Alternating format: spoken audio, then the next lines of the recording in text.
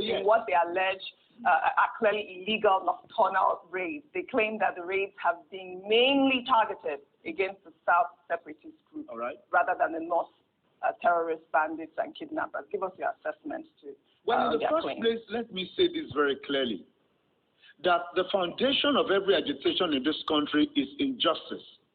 The foundation, listen very clearly and put this in your scrapbook, I beg you.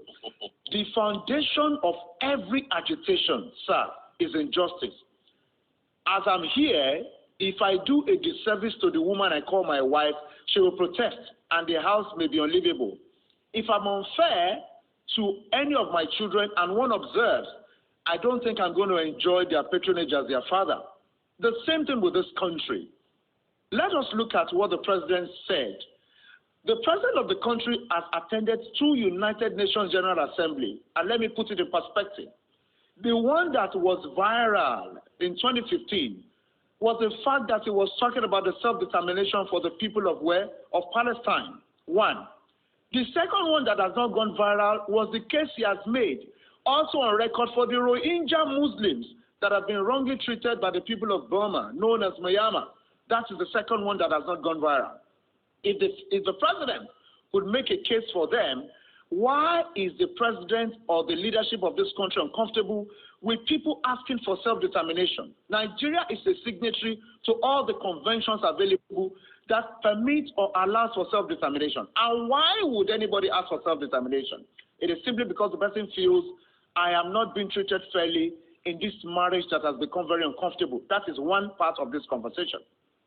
Moving forward at the same time, when you are talking about the security operatives, do not forget that one of the most interesting parts of the role they played was to have gone to Kano to arrest somebody that said the president was going to take another wife.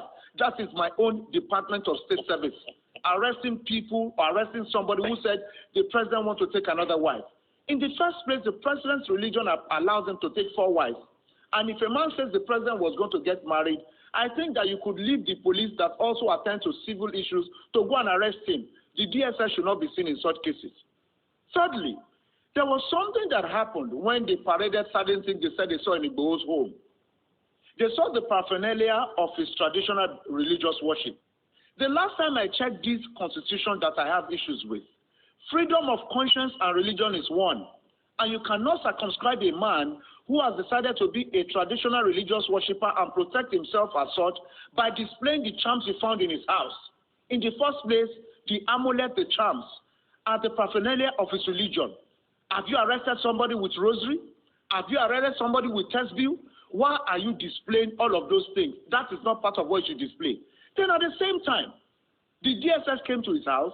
We have actually gone to places where I've sat with my lawyer friends that the way the DSS entered Igboho's house, was it proper? They said no. Was there an arrest warrant? Was there a search warrant? And don't forget that part of the issues described by the governor was that you cannot send people into a state when the chief executive is not aware.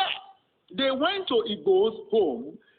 Governor Seyi Makinde was not aware of people coming to do such job. That is also a disrespect to the first citizen of the state, a disregard. Then let me also say this. When Afara Aku, the place of Nnamdi Kanu, was actually besieged by the military, do not also forget that the governor of that state was not aware of it. Let us walk within the confines of the law that we have sworn to uphold.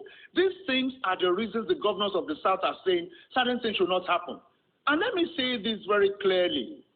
The agitations may not abate, because if you think you have curbed one, other people are actually rising up and saying, no, treat people. Do you know that the Anglican Church in the East, in Anambra, for instance, according to certain things that I read recently, have stopped the use of the Nigerian flag, and of course, they don't accommodate the national anthem again.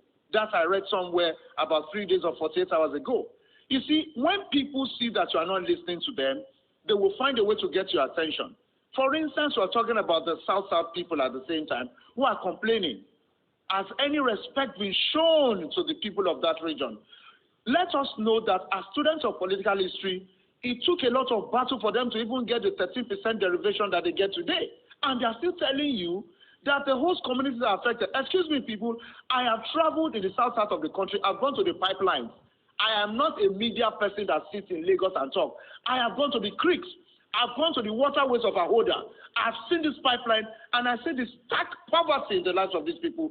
Let us treat this country with fairness and justice so agitations can stop. I appreciate this platform, and thank you for having me. Well, thank you so much for your contribution.